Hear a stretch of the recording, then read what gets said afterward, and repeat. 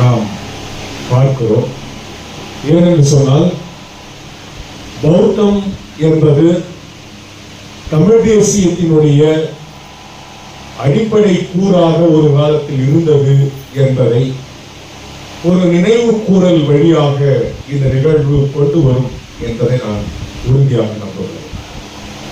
ஏனென்றால் நாம வெங்கடசாமி நாட்டார் அவருடைய தமிழும் பௌத்தமும் என்ற வரலாற்று நூலினை நாம் வாசிப்போம் என்று சொன்னால், பௌத்தம் எப்படி ஆழங்கால் பட்டு தமிழகத்தில் வேரூன்றி இருந்தது, அது எப்படிப்பட்ட ஒரு பண்பட்ட தமிழ் சமூகத்தை உருவாக்கியது என்பதனை பல்வேறு இலக்கிய சான்றுகளோடு நம்மால் இங்கே விரித்து பேச முடியும்.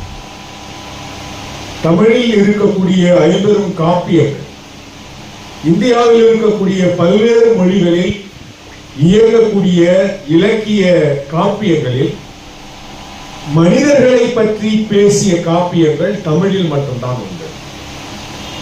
அதுவும் வேத மதத்தினுடைய புராணங்கள் எதுவும் இல்லாமல், இந்து மதத்தினுடைய எந்த கூறுகளும் இல்லாமல் தமிழர்கள் மத சார்பற்றவர்களாக மாண்புமிக்க மனித நேயம் உடையவர்களாக இருந்தார்கள் என்பதற்கு தமிழில் இருக்கக்கூடிய 50 காப்பியங்கள் மிகப்பெரிய இலக்கிய சான்றுகளாக இருக்கின்றன. சிலப்பதிகாரம் ஆனாலும் சரி, மணிமேகலை காப்பியம் ஆனாலும் சரி.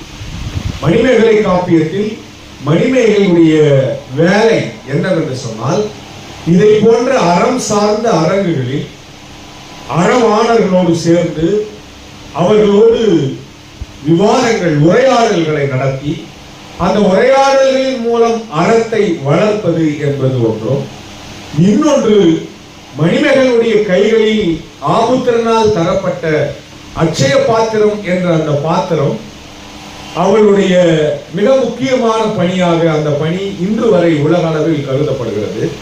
இது காப்பியங்கள் தான், எழுதப்பட்டவைகள் தான்.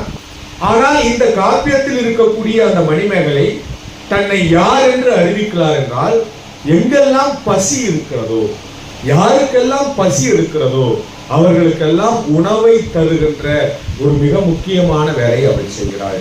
ஆகவே அவள் பசிப்பினி மருத்துவச்சி என்று சொல்கிறார். அப்ப ஒரு மிகப்பெரிய பாத்திரம் கொண்ட படைப்புகள் தமிழில் இயங்கிக் கொண்டிருக்கின்றன. அதே போல அண்ணன் அவர்கள் சொன்னதை போல களப்பிரர்கள் காலத்தை வரலாற்றை எழுதியவர்கள் இருண்ட காலம் என்று எழுதினார்கள். ஆனால் அதுதான்